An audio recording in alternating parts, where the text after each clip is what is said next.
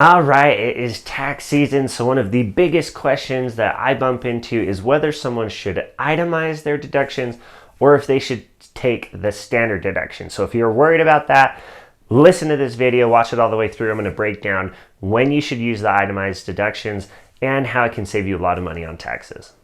My name's Greg Acton. I'm a licensed CPA and I want to help as many people as possible save money, especially on taxes, because I love to legally avoid taxes as much as possible. So a standard deduction and an itemized deduction.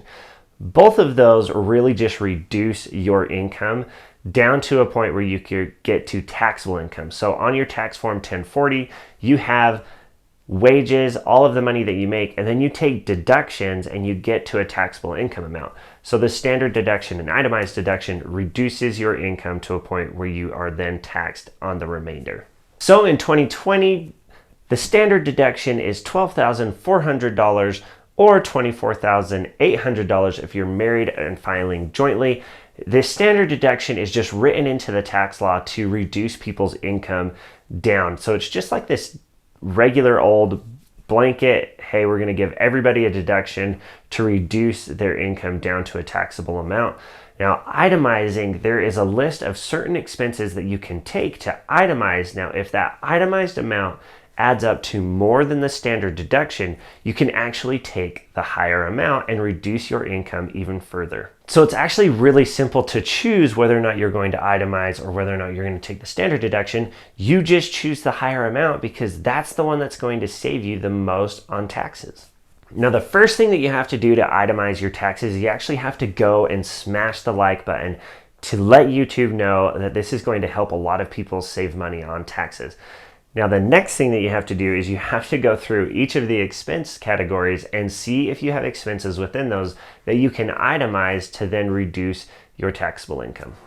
All right, so let's break down the actual expenses. So you can itemize medical and dental expenses, but there are some limitations, so it gets a little bit tricky. You can only itemize those expenses that are above 7.5% of your adjusted gross income. So that means you have to have quite a bit of medical or dental expenses to actually itemize these expenses. You can also itemize state and local taxes as well as property tax. Now, the trick to this one is it cannot add up to more than $10,000. So you can have property tax on your house that you can itemize, state income tax, but like I said, the aggregate of all of that cannot be more than $10,000, so it's capped.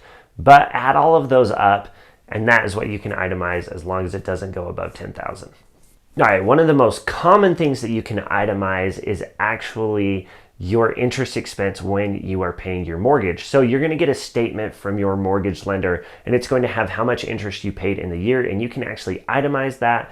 So take that and put it in to your TurboTax or to a software, whatever you want in your Excel spreadsheet. That's another one that you can itemize, and that one's actually really easy to just find on a tax form and put it in.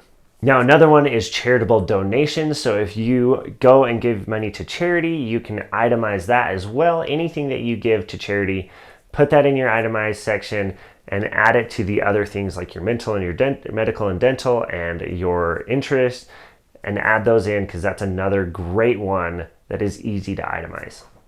All right, after those one, it gets a little bit tougher to itemize just because I think these other ones are a little more rare. So you have casualty or theft loss. So if anybody breaks into your house and steals your stuff, or your house gets hit by a hurricane or anything like that, there are some ways that you can itemize expenses associated with that. Now, obviously that's a little less common than paying interest on a mortgage loan, but you can still itemize that. Another one is gambling losses. You can actually itemize your gambling losses, but it can only be to the extent that you've had gambling gains. So if you just are awesome and you won on the slot machine and won a whole bunch of money, but it took you $30,000 of losses to do that, you can actually itemize those losses and reduce your taxable income.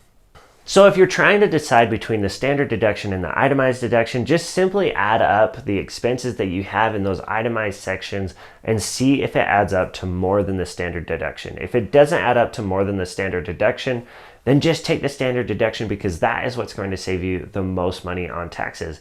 Now, you can also just do a rough calculation in your head. Like if you're just like, yeah, there's no way that I ended up paying mortgage interest and charitable donations above that amount, and I don't have those other things that are really applicable like gambling losses and things like that, then yeah, you may not even have to worry about doing the calculation because you just know you're going to fall way short. Just take the standard deduction. But I do think it's a good practice to add it all up, see if you can itemize, because heck, if you can even just itemize $500 more, that's going to save you money on taxes, and that is always a good thing. If you love saving money, especially on taxes, hit that subscribe button, and we'll catch you guys next time.